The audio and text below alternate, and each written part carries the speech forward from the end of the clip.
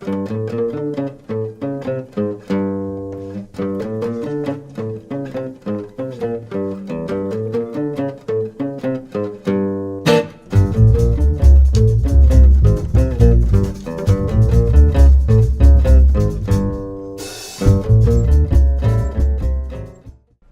y amigas del Arriero, nos encontramos en La Mula una vez más para conversar sobre una nueva publicación. Esta vez vamos a hablar sobre el libro Memorias del Futuro, escrito por el periodista, investigador y algunos le dicen escritor porque ha escrito varios libros en los últimos años, Hugo Coya. Hugo, un gusto conversar contigo.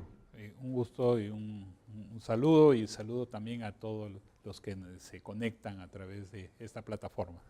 Hugo, el libro Memorias del Futuro se publica cuando se están cumpliendo o se han cumplido 50 años de la muerte de Se cumplen ahora en octubre. Se cumple del Che Guevara, ¿no? Un personaje emblemático de la izquierda latinoamericana, de la historia del siglo XX latinoamericano, y cuya imagen, a diferencia de otros personajes de la historia latinoamericana, no podría decir Perón, que fueron importantes en su momento, ¿no? Se mantiene viva, se mantiene presente a lo largo del tiempo. ¿Por qué escribir un libro sobre el Che, sobre el cual se ha dicho tanto?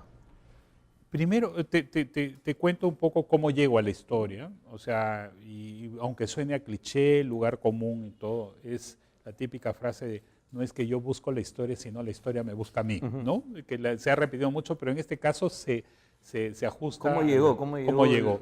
Los parientes de algunos de los guerrilleros muertos, que eran peruanos, que murieron con el Che en Bolivia, me buscan hace algunos años, mostrándome una serie de documentos, cartas, fotos inéditos que no habían sido publicados, pidiéndome que por favor los lea, los revise y que viera cómo podía difundirlos. Y realmente comienzo a leer primero todas las cartas. Algunas de las cartas eran verdaderos partes de guerra, porque en esa época era muy común escribir, no, hoy subimos a la montaña, hoy nos enfrentamos. Una carta descriptiva. Descriptiva de las acciones guerrilleras, que a mi modo de ver me parecían muy interesantes. Primero, para mí era un descubrimiento. Es cierto, conocía al Che Guevara como creo el promedio, con líneas generales, sus acciones y todo.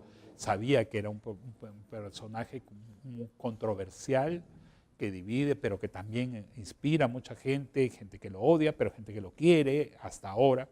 Entonces comienzo a adentrarme en esto, y luego poco a poco voy descubriendo más cosas.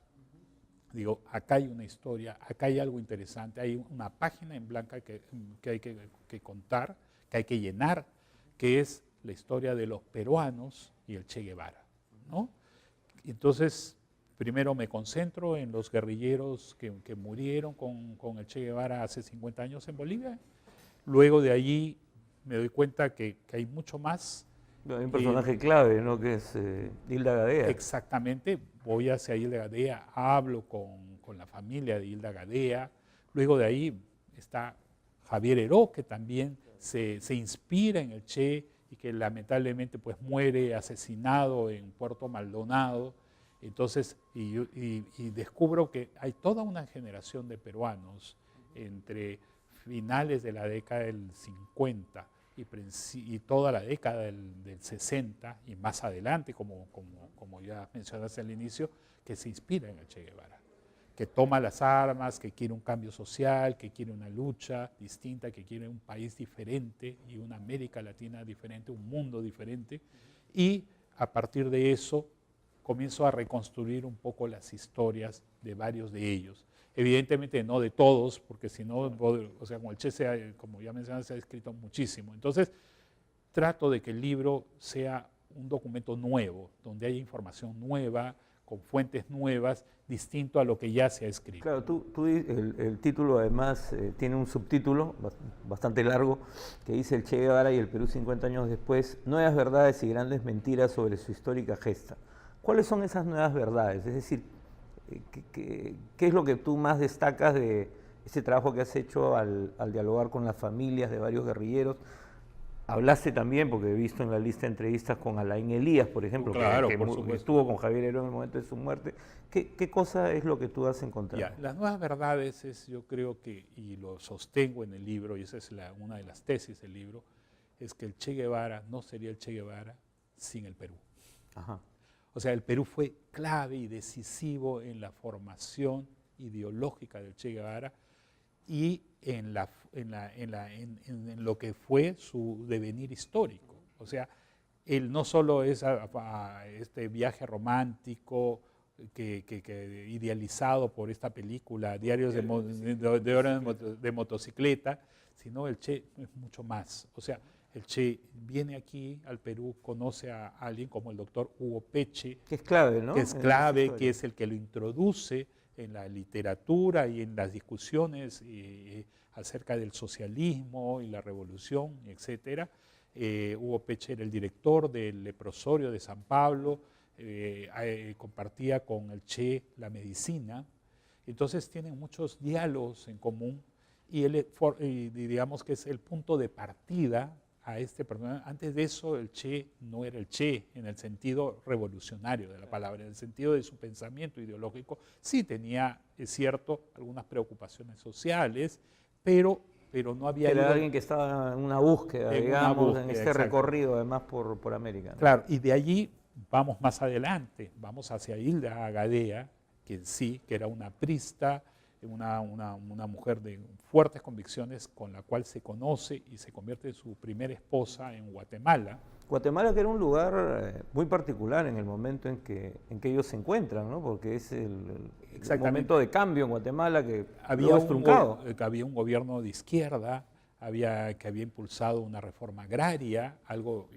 increíble en ese momento, digamos, el gobierno, y que además había acogido a una serie de exiliados peruanos y de otros países latinoamericanos y estaban trabajando. Y de hecho, Hilda estaba trabajando en el Instituto de la Reforma Agraria en Guatemala cuando conoce al Che.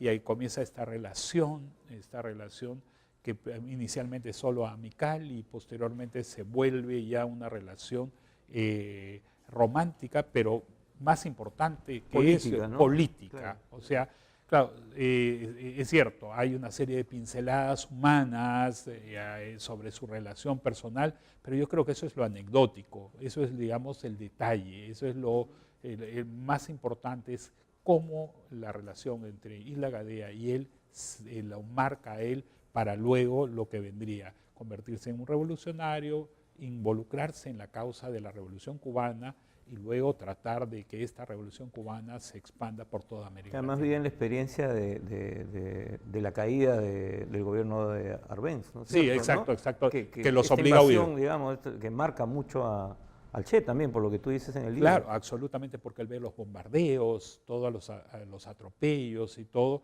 y que lo obliga a huir a México.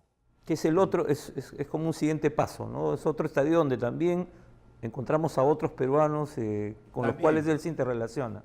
La relación del Che con el Perú es innegable, invalorable y ¿cómo se llama? Y condiciona muchísimo del trabajo y de la relación que él va estableciendo. Y otra de las cosas de las tesis, de las nuevas verdades que yo digo, es que el Che quería hacer la revolución en el Perú y no necesariamente en Bolivia como acaba ocurriendo, ¿no? Claro, porque uno lo que ve además está, bueno, también ya de alguna manera en los libros de testimonios sobre la guerrilla del 65, de Béjar, qué sé yo, escritos ya hace bastantes años, o en las memorias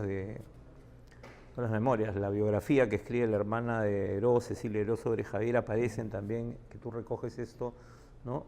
Teníamos pues un núcleo de peruanos que se comprometió en ese proyecto guerrillero, ¿no? Y que además el Che entrena personalmente. O sea, no son simplemente, digamos, inspiración ideológica, sino hay una cuestión operativa, práctica, real.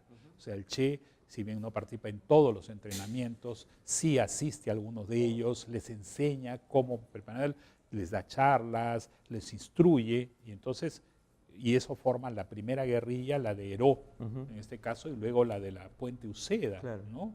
En la del 65. Y por eso sostengo que estas dos guerrillas en realidad estaban relacionadas con la intención del Che de hacer la revolución en el Perú, ¿no? Ahora, sin embargo, lo que muestra el relato, el libro, ¿no? Recogiendo testimonios que tú has recogido y que uno también quizás puede encontrar en otros textos, era una suerte de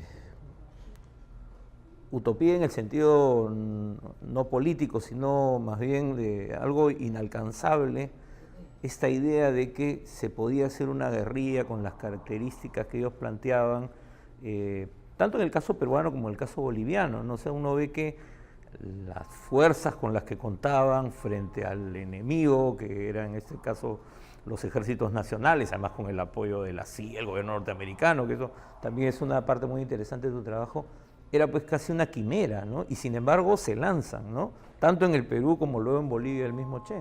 Por eso se usa tanto la palabra romántico o romanticismo, o sea, la idealización de que la creencia de que lo que habían conseguido en Cuba se podía replicar en nuestros países, lo cual pues era difícil, no solo porque la realidad socioeconómica era distinta, sino también por la realidad geográfica y la propia logística y el pensamiento de las personas. O sea, la Cuba de Ernesto no es el Perú de los años 60, claro. Entonces, y además, ni tampoco la Bolivia, ¿no? Y hay que pensar de que la Cuba de Batista se había convertido, pues, y creo que la expresión nunca mejor usada, en un verdadero prostíbulo, gracias a un gigantesco prostíbulo, gracias a la dictadura de Batista, que era sanguinaria, corrupta, donde había una mafia terrible. La mafia norteamericana lo había convertido en un garito, en un lugar ahí entonces la población, no solo en el campo, sino en las ciudades, apoyó decisivamente la caída de esa dictadura. Claro, ¿no? Pensando en el caso peruano, hablando de las dos guerrillas que has mencionado, bueno, la de Heró es durante este interregno entre el gobierno de Prado y Belaúnde, pero la de La Puente es en pleno gobierno de Belaúnde, que con todos sus defectos era un gobierno bastante reformista comparado con lo que había en ese momento en el resto de países de América Latina, claro, América del Sur. Ya había, incluso se hablaba de la reforma agraria y se discutía en el Parlamento.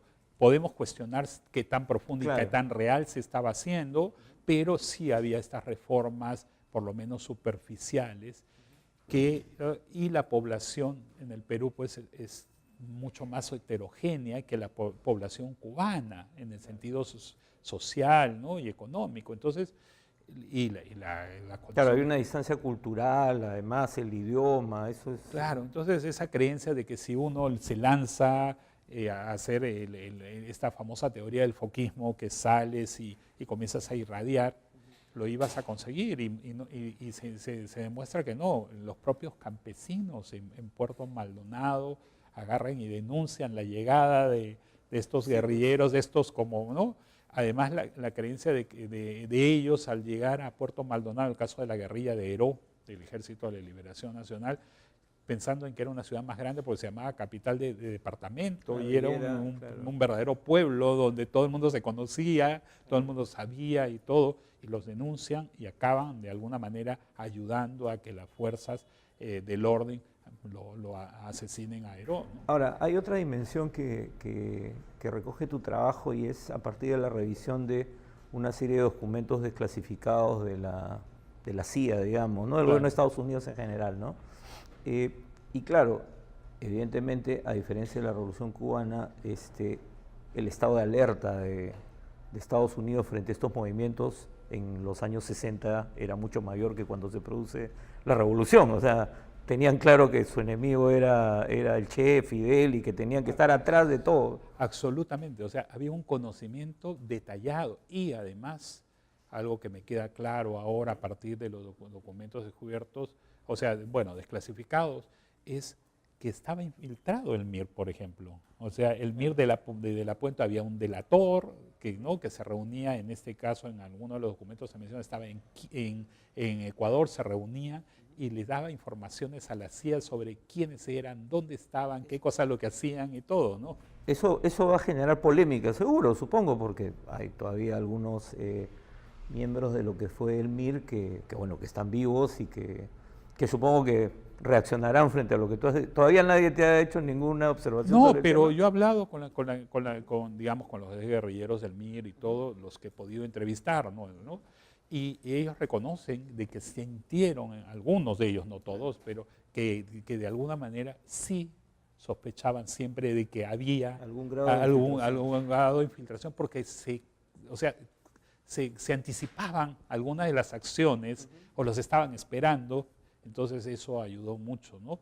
La discusión sí es sobre el tema que se menciona en uno de los documentos acerca de una supuesta financiamiento chino, ¿no? Claro, ¿No? Que es una gran discusión que algunos dicen yo no conocía, yo no sabía, podría ser también que el informante hablara simplemente para darse más claro, importancia siempre, de la que tenía, ¿no? siempre los que conocemos un poco de estas historias sabemos que siempre este tipo de personajes dicen más cosas de las que son reales. Claro, y no sabemos cuánto de la información que daba este supuesto infiltrado a la CIA podía ser, digamos, alimentada por algún tipo de compensación económica. Entonces yo te doy una supuesta información muy valiosa para que me sigas alimentando y dando dinero. No lo sé, porque además no conocemos la identidad exacta de quién era el informante, está con un alias, con un código, entonces no se sabe quién puede ser, ¿no? Ahora, pasada pues la experiencia guerrillera del 65, derrotada la guerrilla, muertos varios de sus líderes, presos los demás, cuando el Che está en su última, vamos a llamarla aventura, o su última lucha en Bolivia, también vuelve a aparecer el Perú en esta historia, con el reencuentro que él tiene con Juan Pablo Chang. Claro, claro. Que además Chang no iba a participar de las acciones, digamos, ¿no? Sino que era un poco el encargado de la red urbana y del movimiento, pero se ven pues al final cercados, lo cual refleja también y demuestra ese nivel de economía, y ante el cerco no le queda más que partir a la batalla, ¿no? Claro, porque uno ve justo ya en la descripción de toda la parte final, ¿no? En la precariedad, quienes tenían que cumplir determinadas tareas y no tenían que estar participando en la operación guerrillera, terminan todos involucrados por este cerco que tú dices y hacia un sacrificio total prácticamente, ¿no? Sabían que iban a morir. Claro, el caso de Tania, que es esta guerrillera, Este personaje que además fue un personaje emblemático, muchas mujeres de izquierda de la década de los 60, 70, 80, me contaban algunas personas que habían militado que tenían pues el seudónimo de Tania como la figura, claro, así, como un ícono, como ¿no? un ícono ¿verdad? Y Tania era pues una infiltrada de ellos, al revés. Claro. O sea, la infiltrada dentro del gobierno boliviano, tenía acceso a las más altas esferas del gobierno boliviano y que va a dar informaciones y ayudar, y acaba pues también cercada y no puede escapar, ¿no? Ahora, en la presentación del libro, los tres comentaristas que vienen de trincheras distintas, bastante distintas, Gustavo Gorriti, Aldo Mariate y Antonio Zapata, los tres llamaron la atención sobre el título del libro, ¿no? Sí, correcto. Memorias del futuro. Creo que algunos leyeron muy rápido algunos párrafos, pero tú sí das una explicación de por qué el libro se llama Memorias del futuro. Claro, he tratado en lo posible de serlo, ¿no? Para aquellos que no lo han leído, un poco a partir de la lectura ellos agarren y descubran por qué llamarlo de esa manera. ¿O es que ellos, tus comentaristas, no veían ningún futuro posible? Claro, o sea, es un poco el futuro que ellos querían escribir, o sea, es una aspiración de la mayoría de esto, ellos querían escribir, o sea, un futuro distinto, diferente, donde muchas de las causas, mucha de la justicia, y la igualdad se conquistase. Entonces, si tú lees en todos los documentos y las cartas de todos estos peruanos, sobre todo, que escribían, siempre había como la esperanza, estamos escribiendo la historia, estamos escribiendo el nuevo futuro, o sea, ese futuro distinto del que queremos, un país mejor, un mundo mejor. Claro, o sea, un poco porque yo también entendí eso en la lectura, ¿no? Ellos sabían que estaban escribiendo un capítulo de la historia, Exacto. En este caso de la liberación de los pueblos. Más allá de que les fuera bien o mal, ellos eran muy conscientes de lo que estaban haciendo, más allá de que quizás el nivel de riesgo quizás no eran tan conscientes o simplemente lo asumieron así. Claro, cuando estás hablando de jóvenes pues, de poco entrenados, de 20 y tantos años, que no medían el peligro ni nada, sino decía, nuestro sacrificio se volverá un futuro distinto. Nuestro sacrificio. Entonces, lo que estamos haciendo ahora, estamos escribiendo las memorias de lo que luego se convertirá en un futuro nuevo, ¿no? Bueno, eso seguramente pues a Aldo Mariátegui no le gustó mucho. Bueno, no le ha gustado no solo eso, sino otros capítulos, varios capítulos del libro. Bueno, no vamos a contarle más del libro, el libro lo tienen que leer, el libro se llama Memorias del Futuro, escrito por Hugo Coya, con quien hemos conversado. Quiero darte las gracias, Hugo, por la conversación y por el libro. Y recomendarles la lectura. Creo que además, como ha señalado Hugo, el gran aporte del libro es que rescata la historia de los peruanos que tuvieron vínculo con el Che en diferentes momentos de su vida y además los jóvenes peruanos que en un determinado momento creyeron que la guerrilla era una opción viable, era una opción posible y que dieron su vida por esa causa. Un gusto.